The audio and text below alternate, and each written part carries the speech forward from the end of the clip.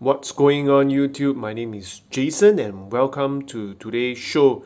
Today is going to be one of the last few unboxing for the year 2020. The reason is that I think with this latest acquisition, this is going to be the last. This is going to be the watch that fills up the last slot. So enough of waffling. Some of you have complained that I waffle a lot. We are not going to be looking at a Starbucks, but this was the packaging that was given to me. And just let me take out this box. Alright. And today we have got a Casio. We've got a Casio Oceanus. I bought this watch off the Carousel platform. This watch is with me, the third owner supposedly. Okay, we are joined by the fighter planes. The box already has been quite well worn, but that's not the purpose of today's show. Look at the packaging. Okay, let me slide it out. Okay, wow. Comes with this nice looking wavy line box. Other contents, the spare links and the user's guide is here, but I won't be really using it. Oh, come on the fighter planes. I know it's the sound of freedom, but what must I do to do an unboxing? Anyway, the Oceanus logo is on this box, very well presented. Let me just open up. There you go. Lovely watch. This is the OCW T200. I think this is in stainless steel. I deliberately got this in stainless steel because I like the weight. Look at how it plays with the light.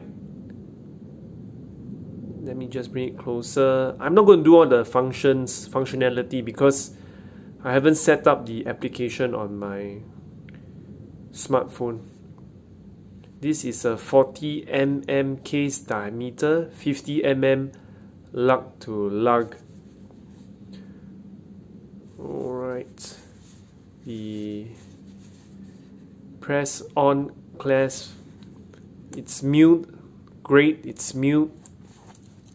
I haven't resized it, but it's almost the same size as my wrist. My 6 1/4 inch wrist. Look at it. Let's let it play with the light a while. Look at the finishing on the watch. This is a quartz watch, by the way. You can set it using Bluetooth, or you can do a manual set.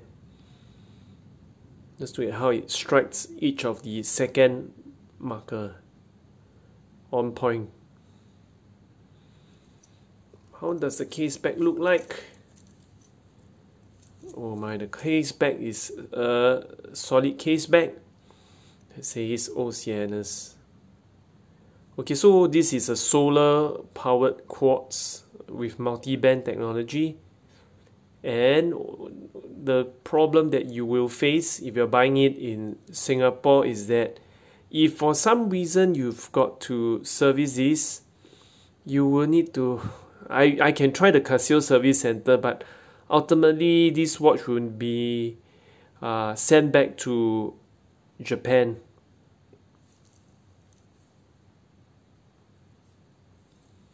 So the finishing, if you don't already know, this has Zairatsu polishing.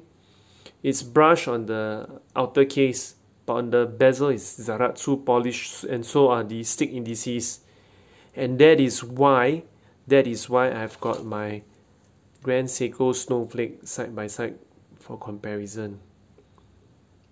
The diameter is almost the same. The Snowflake is bigger, but I think because the bezel, the way it's edged is slightly different. So the Snowflake looks a bit bigger because the Snowflake is in white. Okay, just let it play the light. Can you see the finishing? Comparable finishing because they're all using Zairatsu finishing. I got a bit of a discount on this watch because there's some nicks. Well, do I regret buying it off second hand. I think it's a different kind of experience. The first few scratches are always the most painful, and then I've got somebody else to do the scratching for me. Look at how the indices float on the dial. Okay, let me look at this angle. Oh, there's so much reflection today. So there you go for the moment. 2 quartz technology. Would I say that the spring drive is quartz technology? Quartz control, but there's some mechanism. But for the Oceanus, it's definitely a quartz movement. Just to refresh, I did not set the time on the Oceanus to match the SBJ 211. However, both are showing the same timing.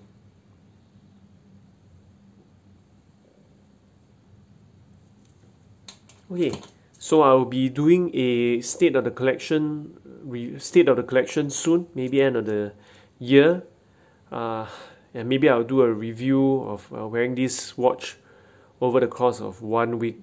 But I will promise my viewers that I will do a more decent state of the collection video.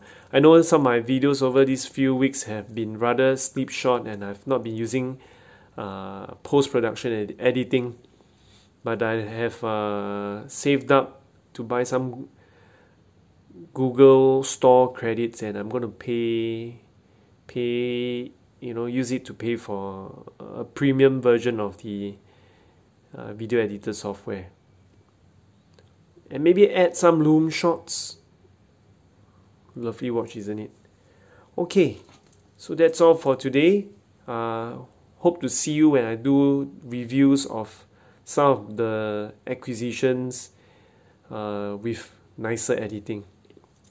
Right, cheers, see you guys and gals.